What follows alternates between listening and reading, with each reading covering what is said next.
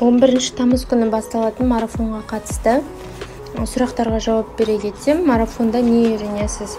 Бұл марафонда сіздер алфавиттен бастап, яғни 0-ден бастап, оқу ережелерін, одан кейін яғни оқуды, жазуды, грамматикалық басты ережелерді үйренесіздер.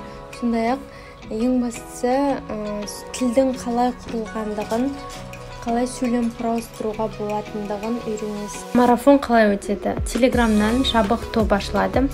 Оған күнделікті сіздерге 5 күн бойы материалдарды, жаңа ақпараттарды, тапсырмаларды беріп отырамын. Одан кейін сіздер тапсырмаларды орындап, келесі сабаққа дейін, келесі күнге дейін маған жібересіздер. Егер де түсінбейтін жерлеріңіз болса, мұғалімнен сұрай аласыздар.